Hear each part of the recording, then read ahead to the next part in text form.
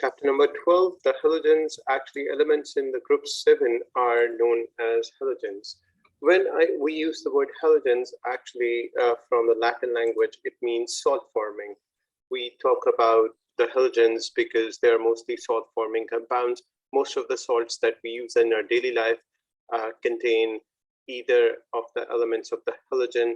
The three halogens shown over here, as you can see, there is a pale green color gas over here. This one's chlorine. And then there is a red-brown liquid, which also has red-brown vapors on the top, is bromine. Seems like a volatile liquid because it evaporates easily. And lastly, this one's iodine. As you can see, it is in a solid form and it has a gray-black color. So these are the three halogens that we're going to study. These are not just the only halogens in the group, but these are the ones we're going to concentrate upon. Why? Let's go through that. When I use the word halogens, I mean all five of the elements. Fluorine, if it's symbol F, fluorine Cl, bromine Br, iodine I, astatine At. Let's start at the bottom. Astatine. Astatine actually is a very rare element present on this planet. It is so rare that we don't even have a handful of it. So what we usually tend to say about it is that it still is a mystery for human beings. Human beings have predicted its physical or chemical properties, but that's about it. We don't have a handful of it to perform experiments with it and then go on with exactly detailing about it. So on the top of the list is fluorine. Fluorine is the most reactive non-metal on the planet. When I use the word most reactive non-metal, it means it would react with almost any or everything on the periodic table, the entire set of metals and non-metals, which means it might react with air, it might react with water, it might react with anything it would come in contact with. Not just that, as it's most reactive, most of the reactions are extremely explosive. So it's not safe to work with it at this level. Whenever we are supposed to work with fluorine, we usually work with it in the salt or fluoride form, the ionic form, or most of the time we go with safe methods. So at least at this level, we're not going to consider it. So we're going to consider these three at this level in detail. However, we will study some of the physical properties of fluorine as well. Let's start with halogens as a group. The atoms of fluorine, chlorine, bromine, iodine, and astatine have 7 electrons in their outer shell. Hence, we put them in group 7. As the number of electrons in the outer shell determines the group number, as well as how they react. The name halogen means salt producing. So when they react with metals, they produce a wide range of salts. For example, calcium fluoride, which is CaF2, is a common salt. The salt is actually taken as a supplement when we have weak teeth. This is usually given to children who don't have good teeth strength. So in order to strengthen up their teeth, this actually comes as a part of the supplement. Sometimes it's also a part of our toothpaste. Next up, sodium chloride, which is NaCl, which is one of the most used salt on the planet because this is the table salt. This is a salt we eat every day. Then comes silver bromide, the formula for which is AgBr, and have been an important part in photography. But the old-time photography, we're talking about the reel-based photography, not the digital one you are familiar with nowadays. Lastly, potassium iodide, the formula for which is Ki, which is also used for many purposes. One of the most important purposes of this is to be a part of common table salt we eat every day, so that we don't have any deficiency related to potassium or iodide ions. All the salt contains X negative. X is actually any halogen. Halogens are represented with an X. X means fluorine, X may mean chlorine, bromine, iodine, or whatever. When we write it like this, we're actually trying to mean F negative as fluoride ion, Cl negative as fluoride ion, Br negative as bromide ion, so on and so forth, I negative as iodide ion, or maybe At negative as acetylene. But this is radioactive and is very rare, so we usually don't study this, right? So non-metallic, all of them are nonmetals, halogens, and these elements exist naturally as diatomic molecules, having two atoms bonded together with a single covalent bond. Moving on forth with their physical states. Now, this part is important and has been a part of many of your past papers. Fluorine naturally exists as F2, which is a gas and has a pale yellow color. I usually use the word pale yellow because the colors are so pale that they are different to determine or to visualize. Chlorine is also a gas at room temperature, and again, I would like to use the pale green color. Why am I doing that? Let me help you visualize the same thing. Take a look at this one. You would hardly visualize a little bit of green color over here, and that's even as light green, not even as dark green. So using the word green won't do it justice. Pale green would be a much better explanation about this. Get the point? Yes. As I explained in the very start, through the help of the diagram, bromine is actually a liquid at room temperature. It is a red-brown liquid, and it has somewhat orange-brown vapors. The liquid is darker in color than the vapors themselves. Iodine is a solid. This is sublimable, which means it sublimes and it is converted directly from solid state to gaseous state. When in solid, it is a gray solid. When in vapor form, it has purple vapors. This is the vapor form of iodine. I've shown you the solid form on the top of this page when we started the chapter off with the diagram, and this one is the vapor form. Make sure you remember their natural state, physical states, along with their formulae and with their color in different states. Make sense? Yes. This is all memorization part, the entire table 12.1, and has been a part of past papers, so make sure that you understand these and remember these. Now, the melting and boiling points increase down the group. We don't just need to learn this specific point, we also need to understand its reasoning. Let's talk about that. The halogens are all covalent molecular substances, which means the F2 forms after an F, an atom of fluorine makes a single covalent bond with another atom of fluorine. The same happens in the case of chlorine or bromine. If you remember the bonding chapter, it would be very easier for you to understand all of these are single covalent bonds. So the melting and boiling points increase as the relative molecular mass increases. And that is pretty understandable since fluorine is present at the top of the group, followed by chlorine, bromine, iodine, and acetylene at the very bottom of the group. Which means this will have the least mass and this would have the most mass. So of course, this would have the least melting and boiling point or boiling point.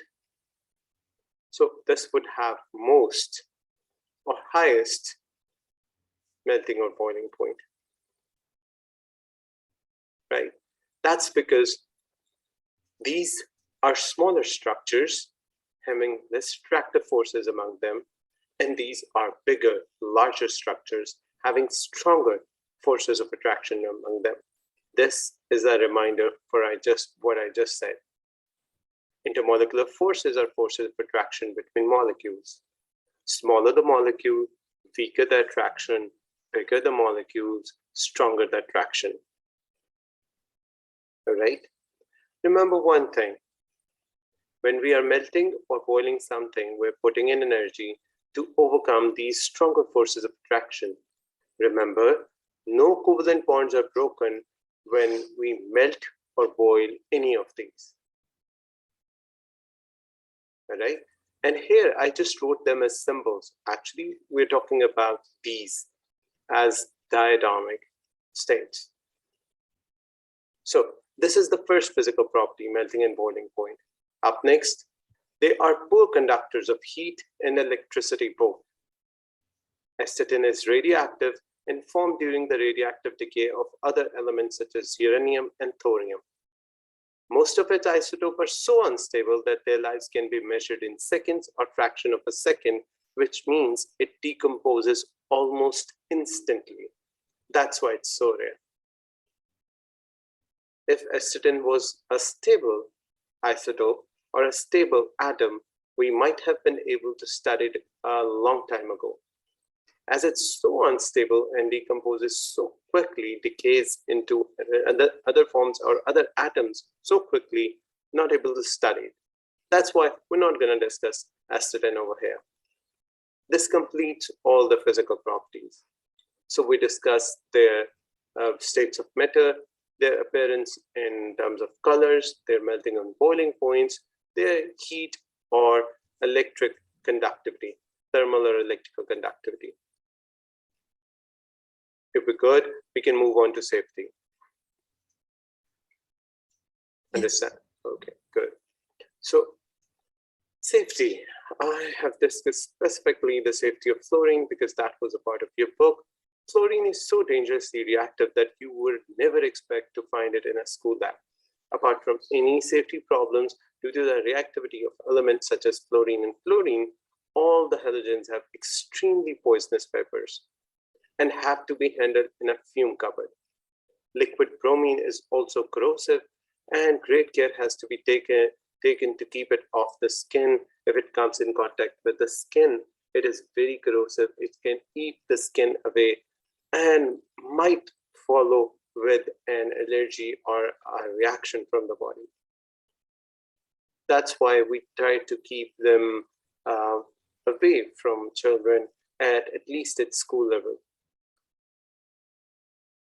So they are reactive, as well as some of them are corrosive, and all of them are poisonous. The top two are reactive. This one is corrosive, and all of them are poisonous. So that's why safety comes first. Reactions of halogens. Now we are going to discuss the reactions of halogens in different ways. You would see three equations in front of you. This one is actually reaction with hydrogen. And I am pointing them out and naming them separately because I want to make sure that you understand the different kinds of reactions. And as soon as you see a question in exams, you would understand that how to cater them or which equation you're supposed to put in as the answer of the question. This further goes with this one's solubility in water. It's the same reaction, it's just that we are trying to further dissolve it in water because it becomes something different. This is reaction with metal.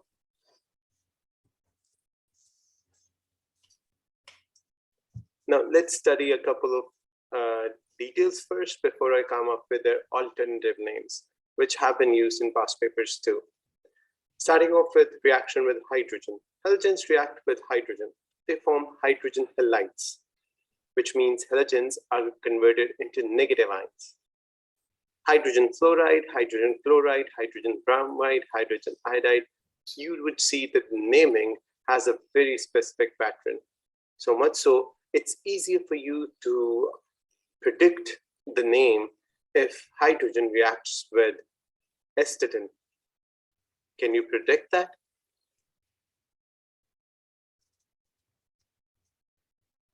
This is how we spell acetylene. Remember, we spelled this one as fluorine, but during naming it on reaction with hydrogen, we named it as hydrogen fluoride. All the names end in IDE. So fluorine is converted into fluoride. What do you think upon reaction of hydrogen with acetylene? how are we going to name it? Can you try it?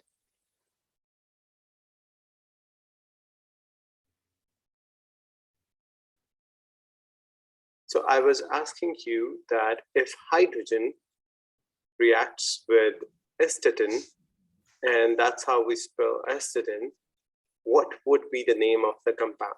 Just like when hydrogen reacted with fluorine, we named it as hydrogen fluoride instead of fluorine.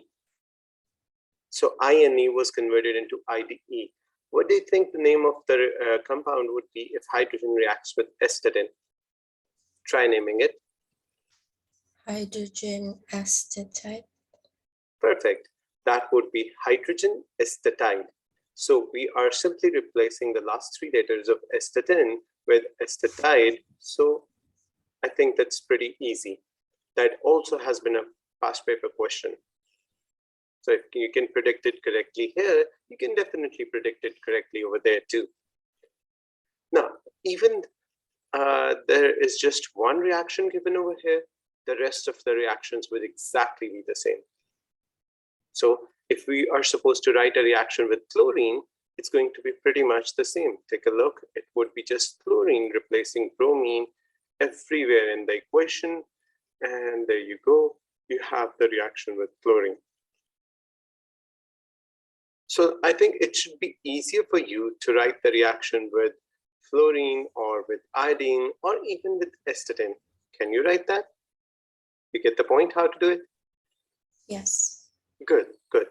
So I think you can reproduce any equations with different elements, I mean with different halogens in the exams. That also has been a part of past papers. Now the hydrogen halides are all acidic. They're acids, they're poisonous gases. All of them are gases. This one is a gas, this one is a gas, so is hydrogen fluoride, or so is hydrogen iodide. In common with all the compounds formed between halogens and nonmetals, the gases are covalently bonded. So these ones are too. For example, hydrogen fluoride is a single bond between hydrogen and fluorine, so is hydrogen and fluorine for hydrogen fluoride, or for bromide, or for iodide. So this one line can tell us about all of them in one go. They're very much soluble in water. So much so they react with it to produce solutions of acids. For example, hydrogen chloride, when dissolved in water, becomes hydrochloric acid. This is also another way of converting them into acids. I mean, writing the same thing. Also, obviously, this is the only way of converting them into acids by dissolving in water, but that's how we write it in the form of equation. So hydrogen chloride, which is a gas, is converted into hydrochloric acid, which is an aqueous solution after dissolved in water. You can write the same with HF or HBr or even HI, which I hope you can easily do. You're simply supposed to replace the formulas and of course the naming too. So if this is hydrochloric acid, what do you think HF aqueous would be? Can you try naming it? Just like this one?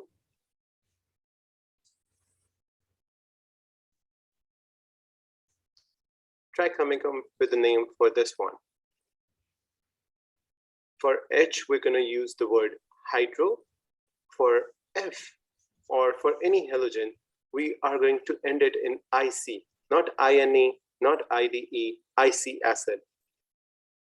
So this one should be? Hydrofluoric acid. Perfect. What about this one?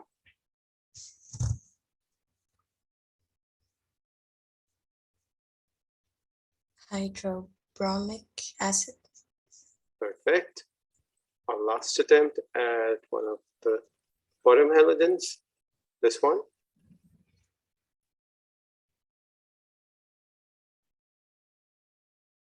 Hydroiodonic acid. Iodic acid, sorry. Hydroiodic acid. We are not going to use N because we never used an N in chloric or fluoric or bromic, right? So I think you got the grasp of it. Let's move on. So the halogens react with, this is the second kind of reaction, alkali metals to form salts. For example, sodium burns in chlorine with its typical yellow flame to produce white sodium chloride salt. Actually, the salt we eat every day is produced after a burning or explosive reaction of sodium with chlorine. Take a look at this reaction. A metal from group 1 reacts with a halogen from group 7 and forms a white salt. Sodium chloride is an ionic solid. Well, all the possible reactions that we can come up with different metals from group 1 or different nonmetals from group 7, they'll all end up in ionic solids. Typically, when the halogens react with metals from group 1 and 2, they form ions and hence ionic solids. Okay. All right. If I ask you to write a reaction between K and I, just like this one, how would you do that? I mean, replace Na with K and replace Cl with I.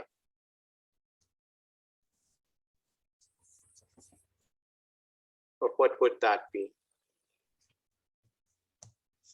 Can you repeat the question? Replace sodium with potassium with a symbol K and chlorine with iodine with a symbol I. What would the equation be? 2K plus I2 Good. gives us 2Ki. Perfect. So K is going to be solid. I2 can be taken as a gas. It may be also solid, doesn't matter. And it's going to produce a solid. So you have already practiced another past paper question. Okay. So there's a key point we can't miss before we move on to the next page. There is something that can be confusing. Hydrogen chloride is a gas. When it is dissolved in water, it becomes hydrochloric acid. Now, hydrogen chloride is a gas consisting of HCl molecules, and hydrochloric acid is a solution consisting of H positive and Cl negative ions. The acids formed by other hydrogen halides are these. These are the names that we just tried. So you might have gone a name from here, but I really appreciate the honesty that instead of looking for your answer from here and there, you tried doing it on your own. Right? So moving on, displacement reactions. Displacement reactions occur in between halogens. Now, halogens can actually displace one another. What happens is that when we react a solution of halogen with the solution containing halide, we call them displacement reactions. Why do we call them displacement reactions? Because the nonmetal that is more reactive tends to displace the one that is less reactive. Let's take a look. When we go from top to bottom in the group, the reactivity falls. So chlorine is more reactive than bromine. Bromine is more reactive than iodine. Fluorine is most reactive of them all. Astatine is the least reactive of them all. Now, talking about displacement reaction, if we're going to add chlorine solution to potassium bromide, the solution will become orange as bromine is formed. What happened? Let's take a look. 2KBr, this one is present in halide form, I mean Br negative and negative ion. This one is present in solution form as the word AQ suggests, which means aqueous solution or solution in water, as written over here, chlorine water. What happens is that chlorine is going to take bromine's place and kick bromine out as a molecule. Take a look. Chlorine took the place of bromine and came as a compound with potassium. So potassium bromide plus chlorine turned into potassium chloride plus bromine. Why did that happen? Chlorine is more reactive than bromine. It displaces the bromine from the solution. It itself becomes a salt and forced bromine to become a molecule again. Although bromine was present in the form of the salt, but chlorine took its place and forced it to become a molecule again. You can also think about it in the following way. If something is more reactive, it has a greater tendency to react to form a compound. Something that is less reactive is most likely to go back being the element, the unreacted form, which in this case bromine did. Right? So this reaction occurs, but what happens is that we need to understand the colors or our visual observations. Here it's written as colorless or orange brown. Why is that? Let me explain. This one is a colorless solution, potassium bromide. This one is a pale green color gas. This one again is a colorless solution, but this tends to dissolve, and this one was supposed to be orange brown in terms of its vapors. So the entire system, which is colorless in start because pale green is very difficult to see, as I told you in the start of the chapter, seems to be orange brown as a combination over here. So the colorless system turns to orange, and we get to see that the displacement reaction has completed.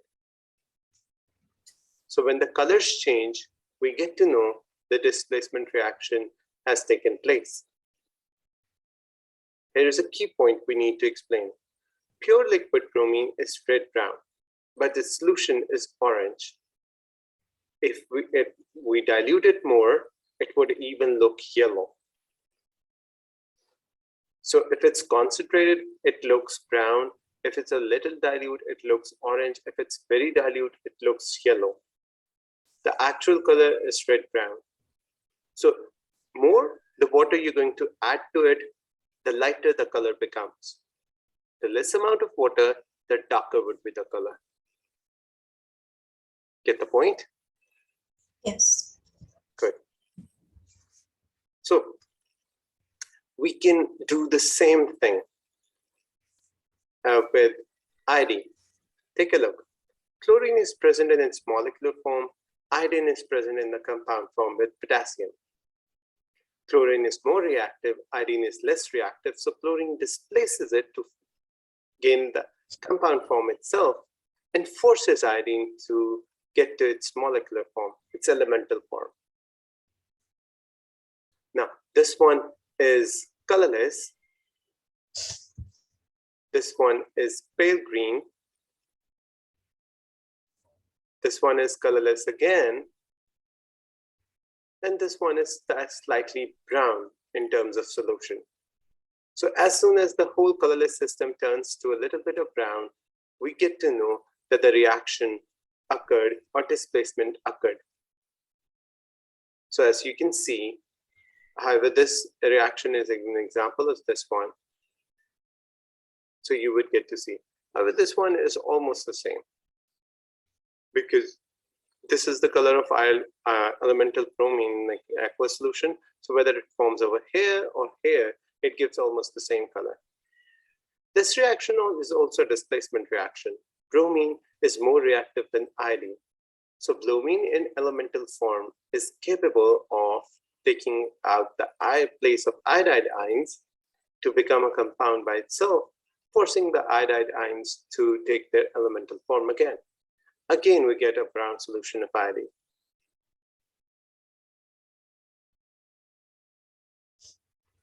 All right. Now, here is an exam tip. You have to be careful with the words you use here. In the exam, you must write chlorine displaces bromine, not chlorine displaces bromide.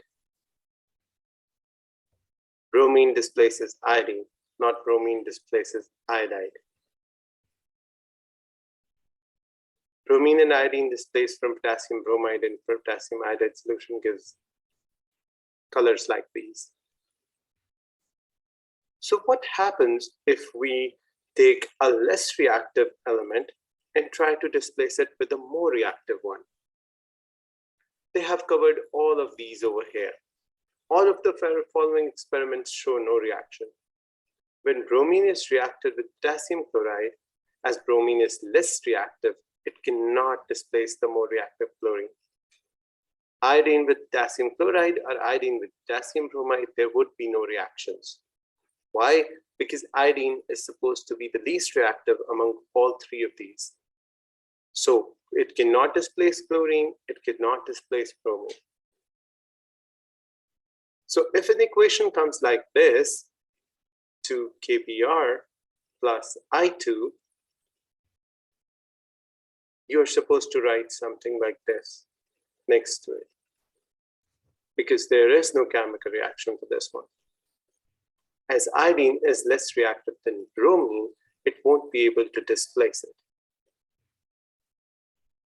Get the point? So sometimes what they do, examiners, is that they take this half of the equation and write it on the left. If this half of the equation is written on the left, you're supposed to give them as this equation cannot react, so no reaction can be written to get the mark. Make sense? Yes. Okay. Moving on. Ionic equations. Now, in all of these reactions, we have a spectator ion.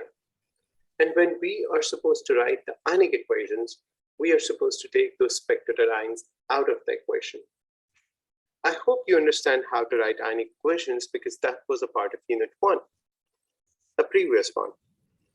So in these chapters, chapter 11 or 12, the alkali metals or the halogens, you should already know how to write ionic equations.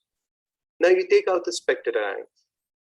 Let me simply put it, the metal ion will always be the spectator ion in non-metals displacement reaction. In displacement reaction of halogens, the metal, whether it's potassium or it's sodium, is always going to be the spectator ion. Take that ion out of the equation and the rest of the equation would definitely become the ionic equation. Do you know how to do this? Or should I go ahead and explain it in detail? Can we go through it first? Sure. How are we supposed to do it? Let's do it on the previous page, because this page doesn't explain it much. Let's take this equation as our example. So I'm going to write this equation over here. So we have 2 Ki plus we're going to react it with bromine, and we're going to produce 2 potassium bromide and an iodine molecule. So what you are supposed to do is that you are supposed to convert this equation into ionic equation. So only the ionic part of the equations can be written as ions. Remember, this is the ionic part of the equation. This one is a salt and is an ionic part, and this one has the ionic parts. This one is not an ionic one because this is a covalently bonded compound, so is this one. All right. How do we know this one is ionic? Because this one is made up of a metal and a non-metal, a metal and a non-metal. And that's how we are going to go ahead and bifurcate it into 2 parts. The metal part separate and the non-metal part separate. I hope you remember that the metal is usually positively charged and the non-metal is usually negatively charged. That's what we are going to do. We're going to write them separately as negatively and positively charged parts. And then we're going to write this one over here. Again, we're going to bifurcate the ionic compound into 2 separate ions, the positive ions as well as the negative ions. And we're going to write this one over here.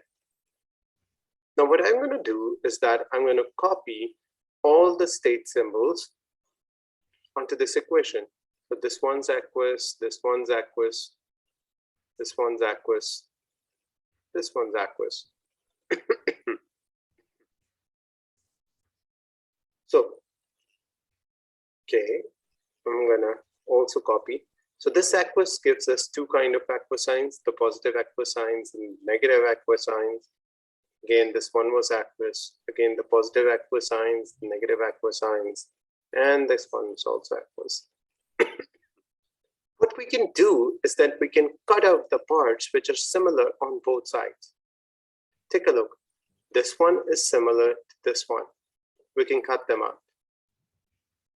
This is iodide ion, this is iodine molecule, this is not similar. This is bromine molecule, these are bromide ions, they're not similar. So let's write whatever we are left with. We are left with 2 iodide ions aqueous plus bromine molecule aqueous,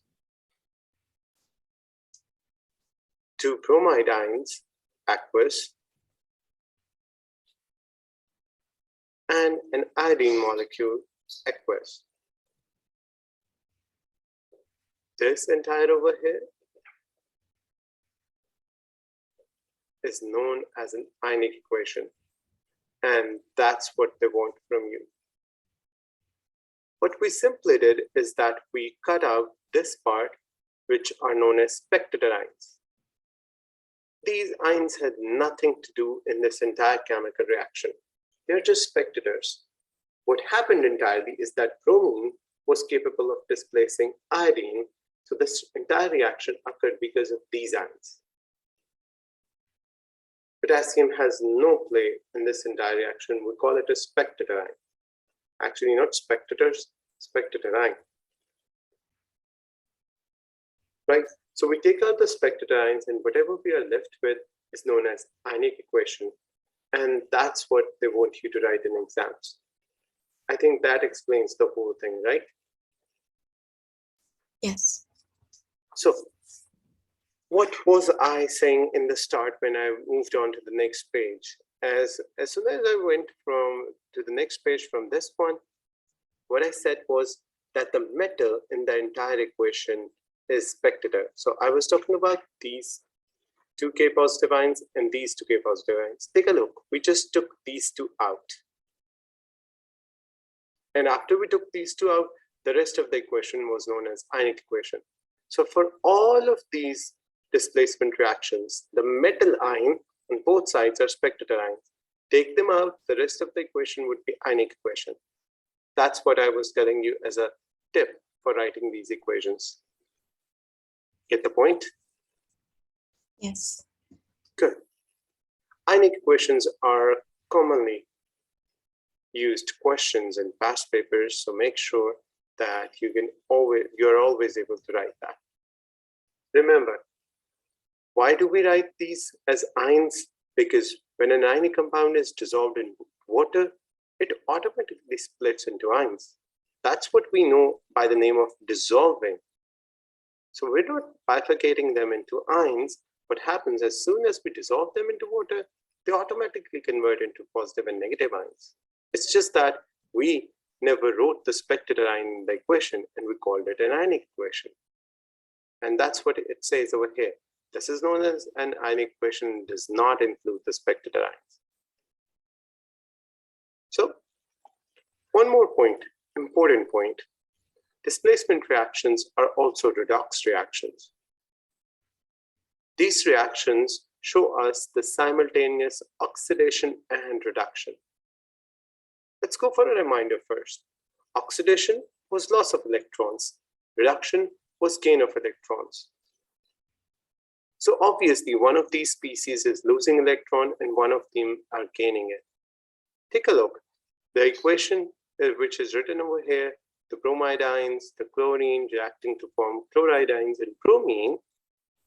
Bromide ions lost some electrons, and chlorine in turn took them to be converted into chloride ions. After oxidation, bromide ions were converted into bromine, and after reduction, chlorine molecule was converted into chloride ions. The same thing happened in the other reaction. Take a look. The ions of the less reactive nonmetal are going through oxidation, and the more reactive one is going through reduction. This is also a good way to memorizing them. The more reactive one tries to go for reduction reaction and actually forces the other one to go with the oxidation reaction. So chlorine and bromine, among them, chlorine is more reactive, goes with the reduction reaction, forces the bromine to go with the oxidation reaction. The same thing happens in the second example. Chlorine is more reactive than iodine, so chlorine is going with the reduction reaction and forcing the iodine ions to oxidize to become iodine molecule. Make sense? Yes. Okay, we do use other side of words too. We sometimes use the words oxidizing agent and reducing agent. Remember, for the oxidation reaction, the component is actually reducing agent. Why? Because reducing agent oxidizes itself to reduce others. So this automatically becomes, this is reduction reaction, this becomes oxidizing agent. So we can safely say that the more reactive one is an oxidizing agent, reduces itself to oxidize others.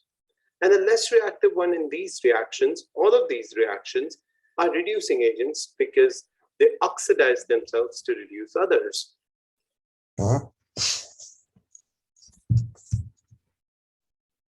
Fair enough?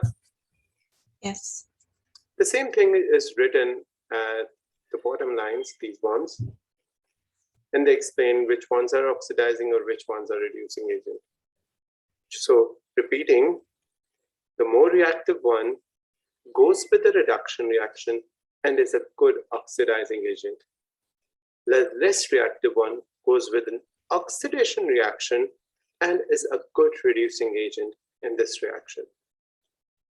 So no matter which kind of reaction you're looking at, the more reactive one always goes with the reduction reaction and is a good oxidizing agent.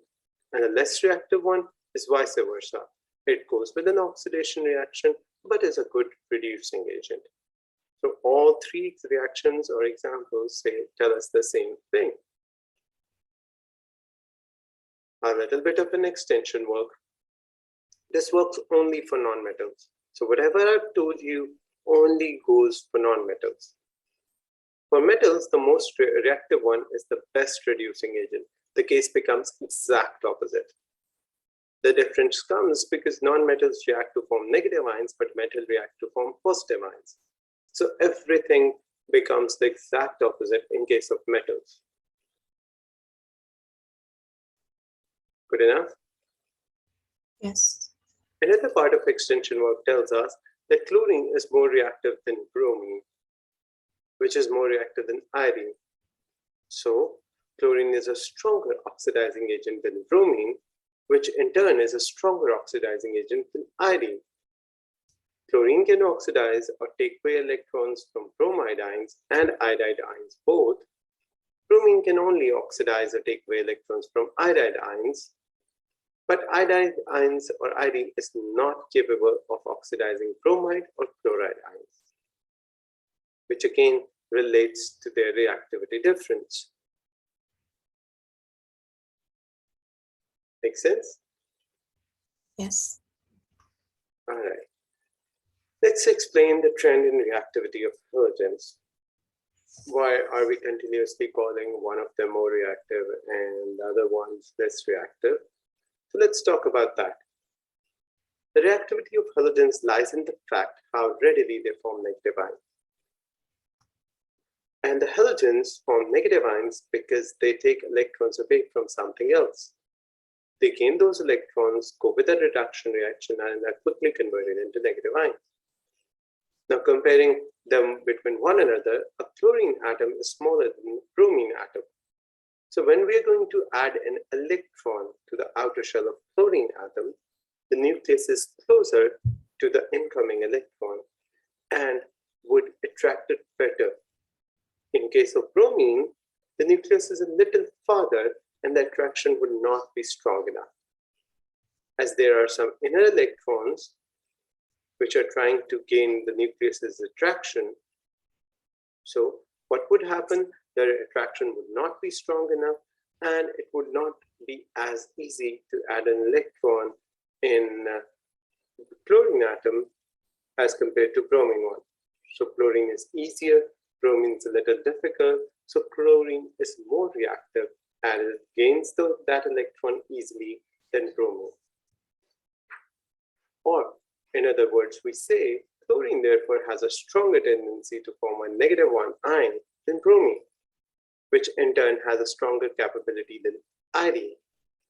a chlorine atom will take an electron away from a bromide ion. And now, here comes the part.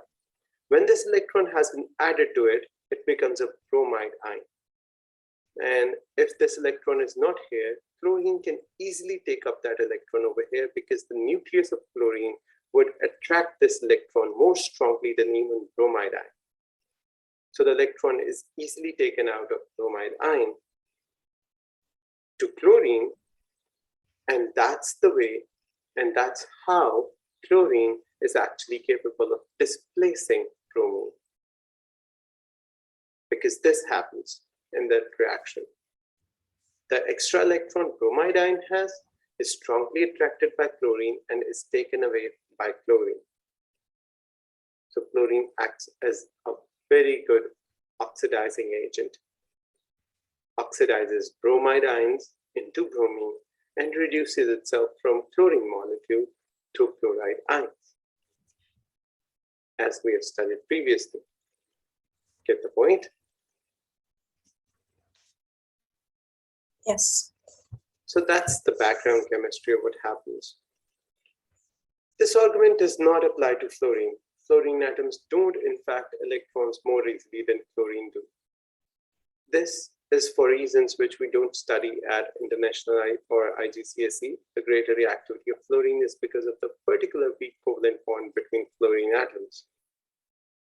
In the exams, you're not asked to explain why fluorine is more reactive than chlorine. But if you are, you will have to use the explanation described here, even though this is wrong. Get the point? So Yes. even you will get marks for the wrong explanation. That's fine, because at this level, we're lenient enough to go with the simpler rules.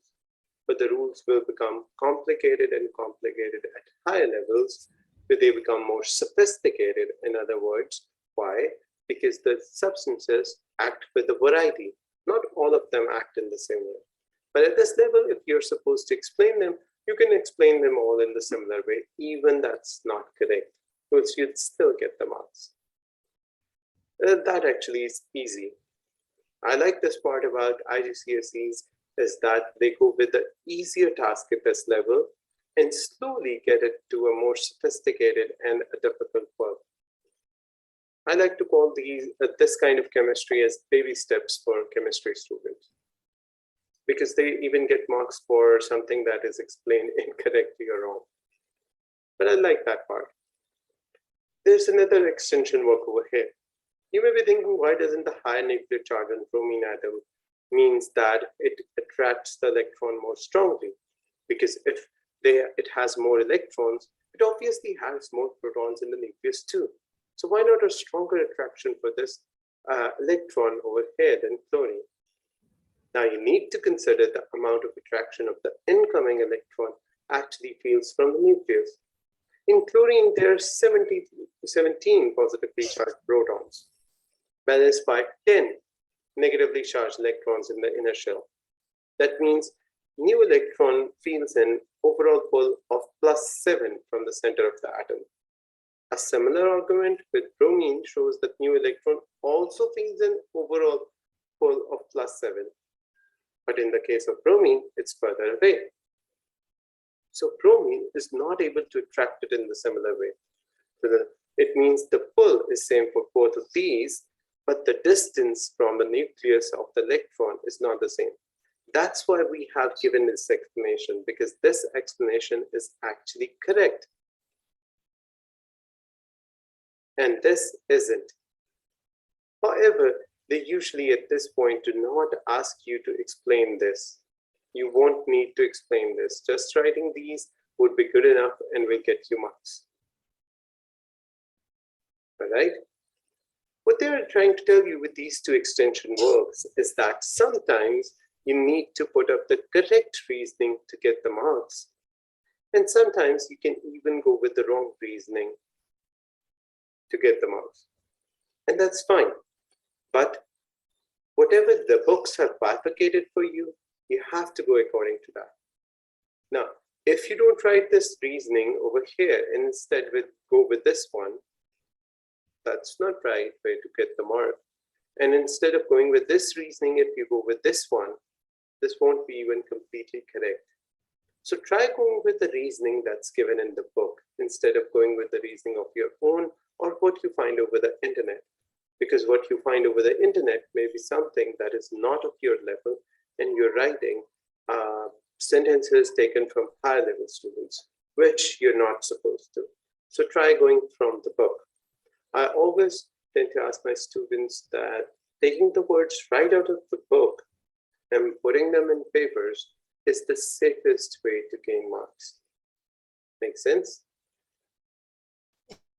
Yes. Good. Now let's summarize it. Group 7 elements have diatomic molecules in the natural occurrence, F2Cl2, Br2, so on and so forth. Their physical states go from gases to liquid to solid as you move down the group. And the melting and boiling points increase down the group.